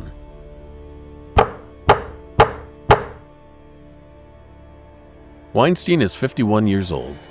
If he serves the standard 85% of his sentence, he will be in his 80s before he's eligible for release. It is, effectively, a life sentence. His co-defendant, Broomberg, received 12 years, and his victims? Well, they're owed over $44 million from the scheme alone, on top of the $230 million still outstanding from his previous convictions. The money will most likely never be recovered. The victims will never be made whole. But there's one more question this case forces us to confront. About the woman who was present for all three schemes, all three arrests, all three trials. And when investigators asked her what she knew, she invoked the Fifth Amendment. Hey, quick note here. I'm sitting in my car before I go in for a doctor's appointment. And I've already recorded everything you're about to hear, but I couldn't stop thinking about this particular section. What you're going to hear is all documented. Court records, subpoenas, Fifth Amendment stuff. But I want to be clear about something before we get there, because I am absolutely not attacking Mrs. Weinstein. I don't know what she knew. I don't know what her intentions were. Was she trying to protect the children? Was she just trying to hold together the only life she knew? Was she terrified or confused or maybe loyal to a fault? I have no idea. What I do know is that the court documents raise questions that don't have clean answers. So when you hear this section, don't mistake documentation for accusation. I'm showing you the pattern, not pronouncing guilt. Okay, back to the episode. I gotta go. We're going to slow down now. I've thrown a lot at you. Names and numbers and schemes, recordings. I'm sure your brain is probably swimming, and that's okay. That's kind of actually the point. Because what I'm about to show you is how all those pieces connect.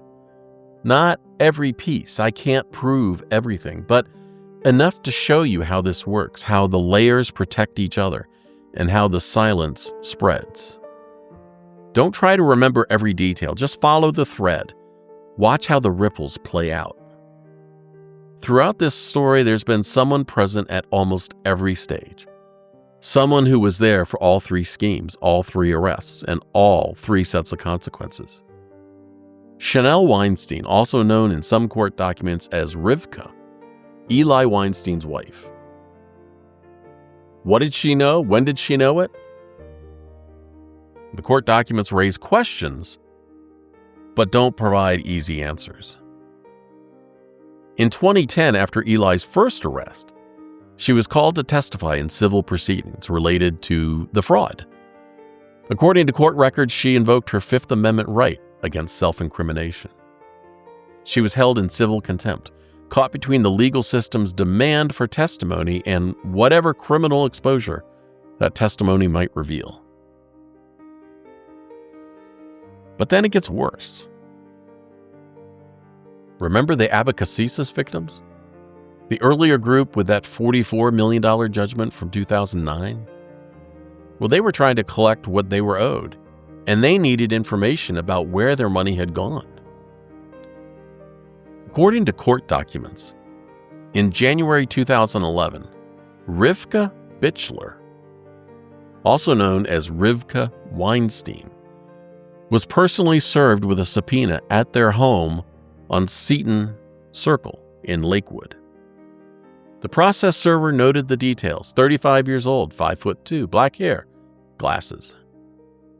She was ordered to appear for a deposition to answer questions under oath about her husband's finances. She didn't show up. The victim's attorney filed a motion to compel her appearance. In April 2011, a federal district judge issued an order. Rivka Weinstein must appear for deposition on May 12, 2011 at 10 a.m. That order was personally served on her. She signed for it. May 12, 2011 arrived. The court reporter was present. The victim's attorney was present. The certified transcript shows what happened next. At 11:04 a.m., more than an hour after the scheduled deposition, the attorney stated for the record, "Ms. Bichler has not attended. I have not received any notice from Ms. Bichler, personally or by an attorney or representative on her behalf, as to her non-attendance today." She simply didn't show up. No call, no attorney, no explanation. A federal judge had ordered her to appear, and she apparently ignored it. The victims filed a motion for sanctions for contempt of court. This wasn't just taking the Fifth Amendment, this was defying a federal court order. These were victims from 2009, people who had already won their case, still fighting to get answers years later. while Rivka Weinstein refused to even show up. During the third scheme, after the commutation, after the second chance, her name appears again in court documents. According to prosecutors, in January 2022, co-conspirator Broomberg arranged loans of $1 million each to both Eli and Chanel Weinstein. In July 2022, according to court documents, Eli requested his wife's jewelry, a necklace and bracelet, to use as props in a meeting with potential victims to make a deal look legitimate. The jewelry was delivered, the meeting happened, and the fraud continued. But here's what makes this detail particularly obscene. According to federal prosecutors, that jewelry, the diamond necklace and bracelet his wife wore, had been purchased 7 months earlier with stolen investor money. December 2021, investors had given nearly $4 million for something called the Pharmex deal, supposedly to purchase medical masks, but instead, according to court documents, Weinstein directed his co-conspirator to divert the funds elsewhere. $1.45 million to a contact named Aziz, another $1.45 million to Mike Kogan, $583,000 to Gallagher, $100,000 to someone named Mark, and $45,000 to Shlomi, and $34,000 for a diamond necklace and bracelet for his wife. The message thread between Weinstein and his co-conspirator laid it all out. According to the government's filings, Weinstein sent a voice note, "Hey, don't forget me regarding the bracelet and the necklace." And his co-conspirator responded that he would meet with a jeweler and design something. 18-carat Italian bracelet, special processing, 45 stones, 9 carats, and the necklace, 105 stones, 21 carats. Color grade F, VS clarity, $34,000. Paid for with money that investors thought was buying medical supplies. And 7 months later, that same jewelry was used as props to deceive new victims. The wheel turning, the lie perpetuating itself. Victims funding the tools that would be used to victimize others. Now, I want to stop here for a moment because this is where these cases just get overwhelming. The fraud piles up, scheme after scheme, lie after lie, and at some point your brain just glazes over. The complexity becomes numbing. And that's exactly how people like Weinstein get away with it. So let me slow down. Let me show you exactly how this works, because once you see the pattern, you can't unsee it. The jewelry, that's our thread. Now, so follow it with me, okay? December 2021, investors give nearly $4 million for what they think is a legitimate medical supply deal. And within days, $34,000 of those dollars become a diamond necklace and bracelet worn by Eli Weinstein's wife. In July 2022, that same jewelry is used as a prop to convince new victims that Weinstein is legitimate, that stolen goods become bait for the next theft. Now, go back further. In 2009, the Abba Casillas victims win a $44 million judgment against Weinstein. They're trying to collect, trying to find where he hid the money. They're looking for assets. January 2011, they subpoena Rivka Weinstein. They want her to answer questions under oath about her husband's finances, about what she knows, about what she has. May 2011, a federal judge orders her to appear for deposition. She doesn't show up. I'm sure she's got a good excuse. And what were they looking for? What didn't she want to answer questions about? Now jump forward, 2014 to 2021, Weinstein is in federal prison. The incarceration the White House would later call exemplary. But according to court documents, he bragged to co-conspirators that he conducted millions of dollars of business while inside, that he ended up with substantial cash and assets in other people's names. See? Assets in other people's names. January 2021, presidential commutation. Weinstein walks out of jail. December 2021, the very first documented luxury purchase with stolen third scheme money is jewelry for his wife. Now, I can document the jewelry in the third scheme. I have the text messages, I have the wire records, I have the court filings.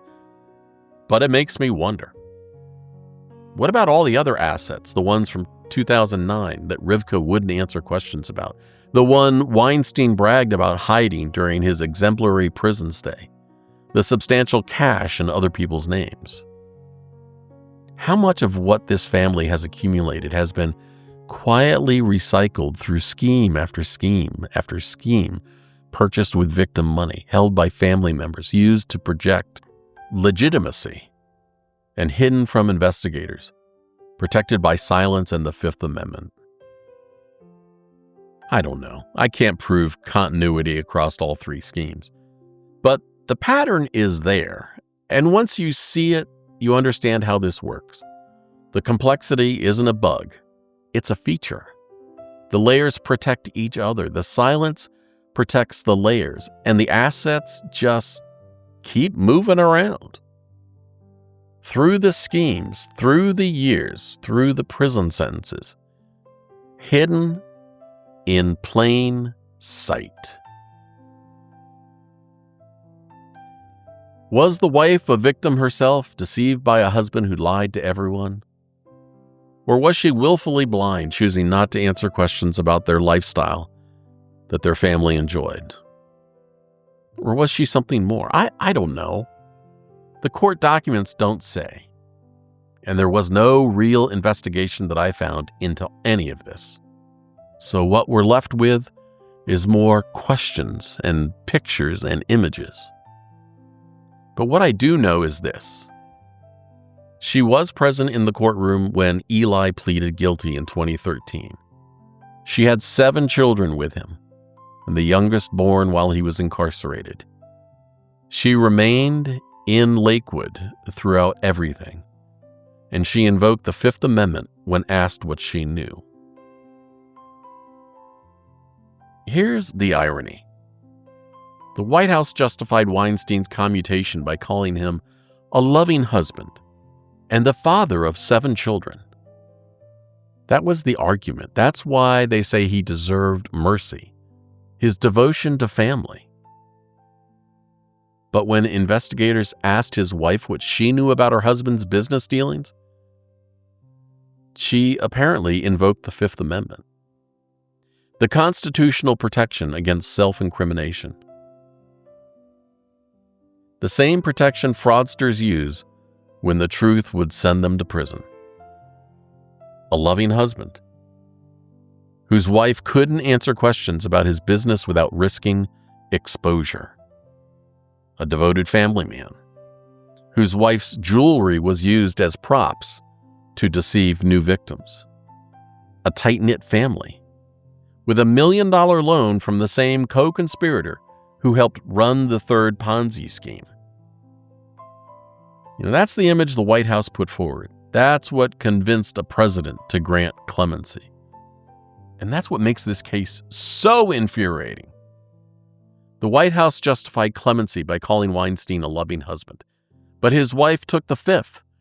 Her jewelry was used as props to deceive victims, and she received a $1 million loan from the same co-conspirator running the third scheme. So, how did a twice-convicted Ponzi schemer steal $40 million more while supposedly under federal supervision? If you've made it this far, thank you. I know this has been dense. I know it's been a lot of names, a lot of money, a lot of betrayal piled on betrayal. And I know there were moments when you probably thought, how much more can there be? But that fatigue you're feeling right now, That's not an accident. That's a feature. Here's something I've learned watching these cases over 30 years. When complex financial crimes actually make it to trial, there's almost always an avalanche of motions, privilege claims, discovery disputes, requests for continuances, challenges to evidence, and appeals of preliminary rulings. The goal isn't necessarily to win those motions. The goal is to drag it out, to delay. And the goal is exhaustion. Because prosecutors have limited resources, witnesses move away or die or forget details. Victims lose hope and give up. And juries get confused by the sheer volume of information. And after years of delays, sometimes the government has to fish or cut bait. I've watched it happen. Cases that should have resulted in serious prison time wind up as plea deals. Civil suits settle for pennies on the dollar because the plaintiffs can't afford to keep fighting. The complexity becomes a weapon, not to prove innocence, but just to outlast everyone else's patience. As one defense attorney told me once, I'm going to punish them in court as much as I can and make them pay until they stop. In Weinstein's third case, there were 2 mistrials before he was finally convicted. His attorneys filed motions claiming privilege over nearly 15,000 text messages. 77% of the communications recovered from a co-conspirator's phone. The government had to assign a separate filter team just to fight those claims. That's not justice being served, that's justice being stress tested. And sometimes the system breaks first. So what do we do with that understanding? How do we make sense of a system that lets this happen? Not once, not twice, but 3 times.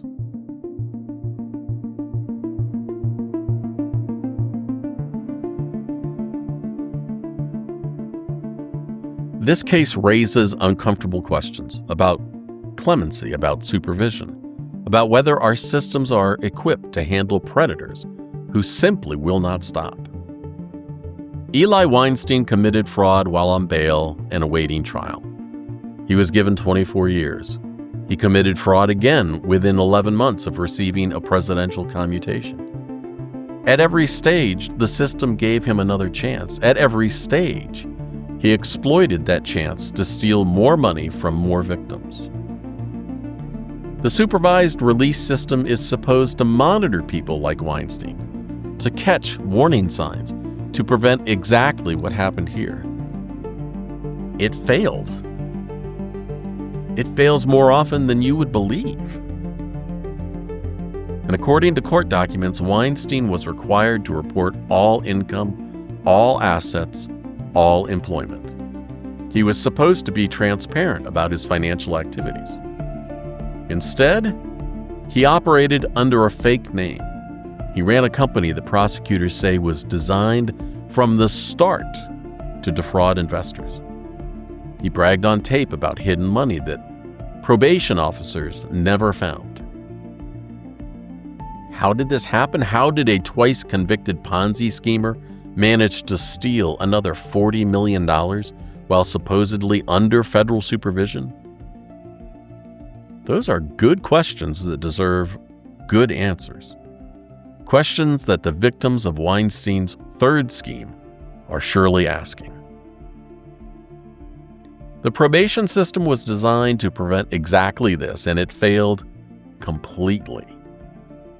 But here's the thing. Even if the system had worked perfectly, even if probation officers had caught Weinstein the moment he stepped out of line, it wouldn't solve the real problem. And I know that because a convicted scammer told me so. Earlier, I promised I'd share some advice from someone who knew the game from the inside. His name is Damian Kutzner. And on his way to federal prison, he sent me a guest post for my other site, getoutofdebt.org. Kutzner had just been sentenced to 70 months for running debt relief scams. These weren't amateur operations. These were sophisticated enough to pull in licensed attorneys. Entire law firms got tangled up in his schemes. Professionals who should have known better became part of the machine. What Kutzner wrote wasn't a defense. It wasn't an excuse. It was a confession, a breakdown of how the game actually works.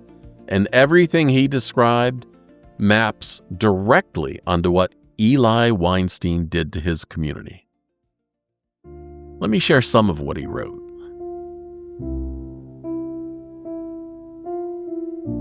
First, the Hydra problem. Kutzner wrote, "For everyone we attack and shut down, there are 3 more that pop up." He wasn't bragging. He was being honest about something prosecutors don't like to admit. You can arrest Eli Weinstein. You can say whatever you want about his wife. You can punish everyone you want. You can sentence people to decades or lifetimes. And somewhere, right now, someone else is running the same playbook. Second, Damien told me about the importance of the emotional targeting. Kutzner explained how sales teams identify what they call harms, emotional vulnerabilities they hear in their victim's voice: fear, desperation, hope, desires. The desire to provide for their family. Think about maybe that desire to provide for orphaned children in Israel. He wrote, quote, "If they hear in your voice any emotion, they call it a harm. They create sales scripts to train on that specifically to go over these harms. And what time in the call to repeat the emotional harms back to the customer. This will make the customer make an emotional buy, which then can be controlled versus logically thought through." Controlled. That's the word he used. Think about what Weinstein was doing in Lakewood. He wasn't targeting strangers. He was targeting people who already trusted him, people who shared his faith in his community, his values, people whose emotional defenses were already down because the pitch was coming from inside the circle. That's not an accident. That's the playbook. Third, Kutzner shared the knowledge of asymmetry. He described how sales agents go through, quote, "weeks of training and role-playing," unquote, to sharpen their skills. They practice objection handling. They rehearse scripts. They learn exactly when to push and when to pull back. Meanwhile, the victim knows almost nothing about how these schemes work. Kutzner wrote, quote, "The person on the phone you're talking to goes through weeks of training and role-playing to sharpen their skills in speaking with you," unquote. It's not a fair fight. It was never meant to be.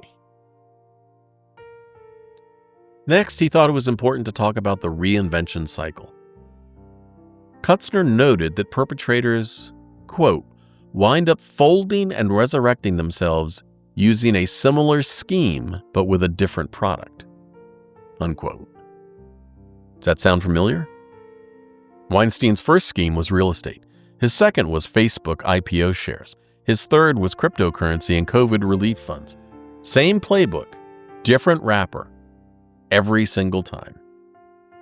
And here's something Kutzner wrote that really stopped me cold. He said scammers that he knew, quote, "used to hate it when I wrote about them on my site, getoutofdebt.org.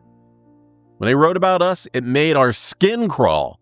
We had to confront it, which exposed us," unquote. That's why I do this. That's why this podcast exists. Not because I think we can prosecute our way out of this problem. We can't. Kutzner told us that himself. For every one we shut down, 3 more pop up. But exposure matters because sunlight matters and making people uncomfortable matters. Kutzner's conclusion was simple. He wrote that it's better to address where the root of this sales game can be neutered by knowing the game than to address the individual company that won't be here tomorrow. Education over enforcement. Awareness over arrests. Maybe the courts can't stop this. Maybe the probation system can't stop this. Maybe presidential clemency reviews obviously can't stop this. So the only real defense isn't the system. It's you.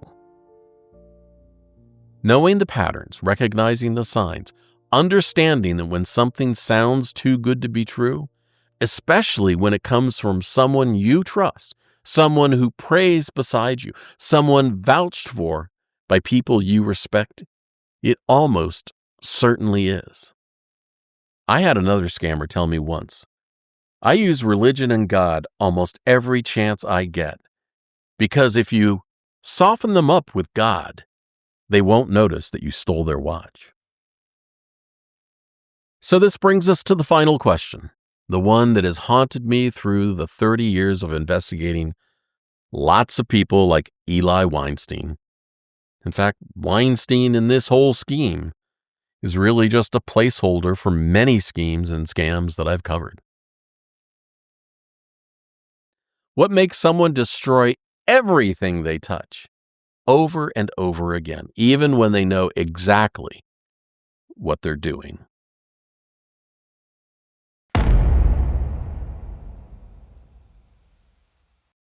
I had to go check because I wanted to make sure that as of this recording, Eli Weinstein was still sitting in federal custody. The community in Lakewood continues. Synagogues still hold services. Businesses still operate on handshakes and trust. The overwhelming majority of people there are exactly what they appear to be. Faithful and honest and hardworking members of a close-knit community. But the memory of Eli Weinstein lingers. A reminder that predators don't always look like outsiders. Sometimes they pray beside you, and sometimes they're vouched for by people you trust with your very soul. Why? Why would someone with a family, a community, a place in the world, why would they risk everything to steal from the people closest to them and then do it again and again? Was it greed? Compulsion? Some inability to see other people as fully real? I don't know. The court documents don't explain motive. They only document behavior. I started this episode with Weinstein's own words. I finagled and ponzied and lied to people. He recorded that after the presidential commutation, after the second chance, after the gratitude video thanking the president for his freedom. He knew exactly what he was doing, but he did it anyway.